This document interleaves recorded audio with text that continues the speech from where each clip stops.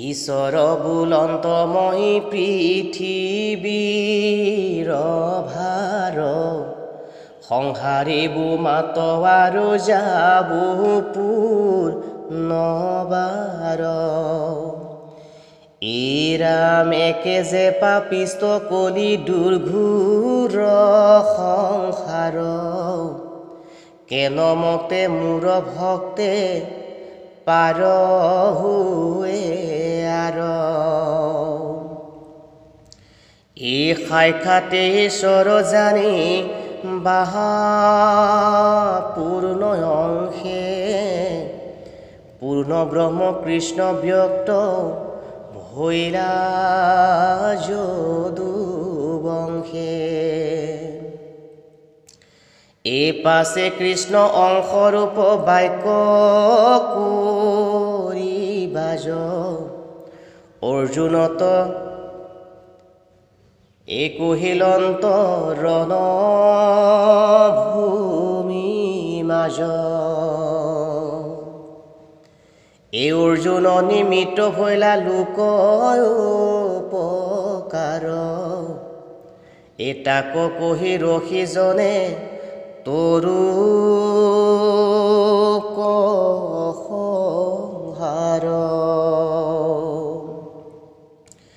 এই ৰাম আপোনাৰ মূৰ্তিগীতা অংশে ব্যক্ত কৰিলা সংকটে কহিলা যাতু গীতা নাম থৈলা এয়ান শাস্ত্ৰ তন্ত্ৰ বেদ নাপাহে নিশ্চিত কৃষ্ণৰ মুখৰ গীতা সাক্ষাতে অমৃত এই ৰাম ঈশ্বৰৰ বেদ বাক্য বুজিতে নাপাৰে আশুক যে আন ব্ৰহ্ম নুবুজে শংকৰে এই ৰাম ঈশ্বৰত বিনে বেদ নাজান আন যাক বুলি গীতা শাস্ত্ৰ বেদৰ প্ৰমাণ এই গৃহ গ্ৰন্থ গৃহ অৰ্থ যেন দধি শুনিলাতে ধৰ্ম অৰ্থ চতুৰ্বৰ্গ সিদ্ধি এই ৰাম গীতা নিশ্চয় ৰূপে অভ্যাসৰ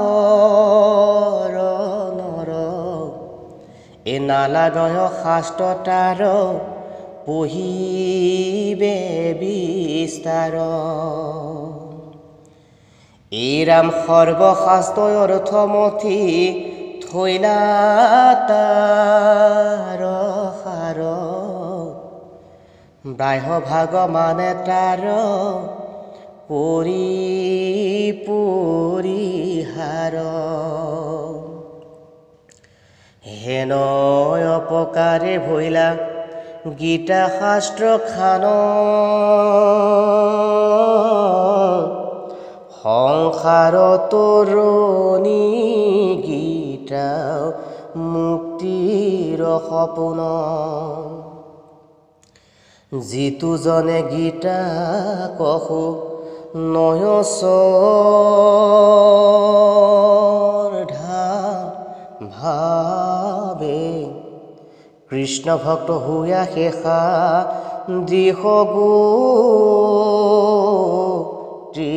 পাৱে যিটো জনে গীতাকক পুনৰ শ্ৰদ্ধা ভাবে কৃষ্ণ ভক্ত হুয়া সেই সাদৃশ গতি পাবে গীতাৰ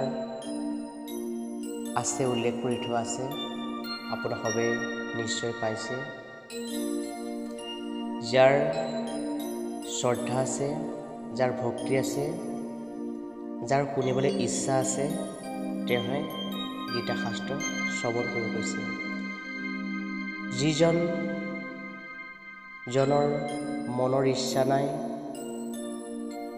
তেওঁ গীতাই হওক যদি শুনিবলৈ ইচ্ছা নকৰে, তেওঁ যিমান গুণী জ্ঞানী হওক কিয় গীতাই শাস্ত্ৰত অৱহাক দিছে।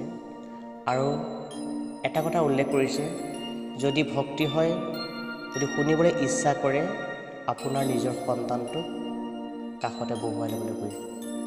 গতিকে যিটোজনে গীতাক পুনৰ শ্ৰদ্ধাভাৱে কৃষ্ণ ভক্ত হৈ আজি সাধিক গতি পাবে, তেওঁ শৰীৰ কৃষ্ণময় হ'ব আৰু লগতে কৃষ্ণ সদায় তেওঁ দাসৰ পৰিণত হ'ব। এই ৰামে ক শ্লোক অৰ্ধ শ্লোক শুনয় গীতাৰ, এ তথাপি যমৰ তাত নাহি অধিকাৰ। এ অৰ্জুনে অৰ্থক নাজানে শ্ৰদ্ধা ভাৱে পাঠ কৰে, তথাপি জানিবা সিটো সংসাৰ কৌতৰে। এই ৰামে কজনে পঢ়ে আন শুনে শ্ৰদ্ধা ভাৱে, হৰি তাক তৰা অন্ত সিটো গতি পাৱে। কৃষ্ণৰ চৰণ যে গোবিন্দে মিছ কয়, গীতা নাম শুনি আপোন দিতে সংকোচয়। এ মই মূঢ়মতি তবু কহিলো সাহে, কিন্তু গুৰু চৰণৰ কৃপালেহে আহে। এ নিচ হৈয়া মহন্তৰ কৰ্ম আচাৰে, হস্তিৰ লাডক দেখি সহামাৰ্গ ফাৰে। এই ৰাম কিন্তু গুৰু কৃষ্ণৰ সেৱাৰ পাইবল, ঈশ্বৰে নিশ্চয়ে ধ্ৰুৱ দিব জ্ঞান পাইল। এই ৰাম মহামহন্তক নমস্কাৰ মোৰ